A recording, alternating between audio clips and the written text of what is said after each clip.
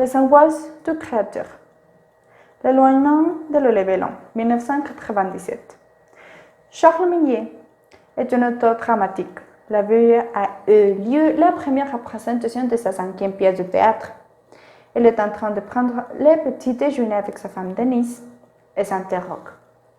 La pièce a-t-elle été un succès ou un échec? Charles trouve que le public n'a pas été enthousiaste. Mais de quoi parlais-tu? De qui? De quand? Tu étais dans ton trou, caché au fond d'une loge, la porte fermée. Moi, je veux Gérard. Elle pouvait à peine parler tellement il était ému. Oui, mais Gérard, quand son chat est mort, il a pris de l'huile pendant 6 mois. N'empêche qu'il était bouleversé. Je ne croisais qu'ils m'ont salué d'un air entendu en murmurant de bord pour ému. Je n'ai rien compris. Tu as filé comme un rat.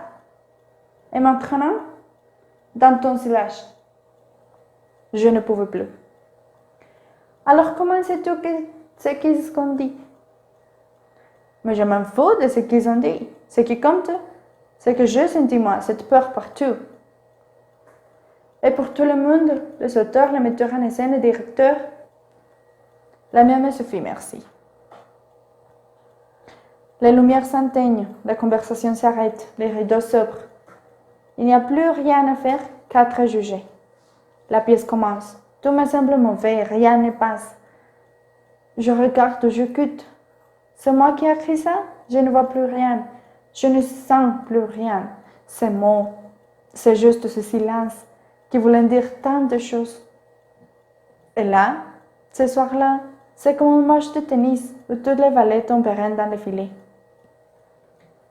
Mais jusqu'à hier soir, tu y croyais? Comme dans certaines maladies, celui qui va mourir est seul à ne pas connaître l'issue fatale. Tu avais besoin de l'écrire, cette pièce.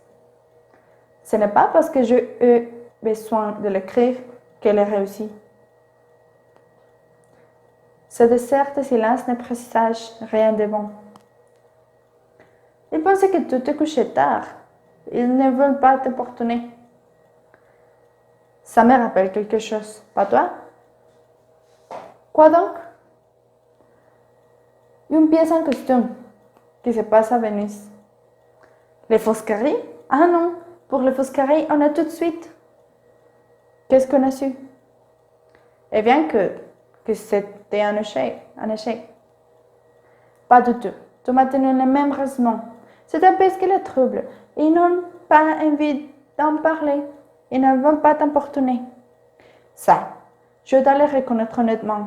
Ils ne m'ont pas importuné le moins du monde. Ils n'ont importuné personne d'ailleurs. Ni la caiserie, ni les autres, ni les auteurs. Ils sont restés bien tranquillement chez eux. Et le théâtre a fermé au bout d'un mois. Yes, I could. But I think that I should do it better.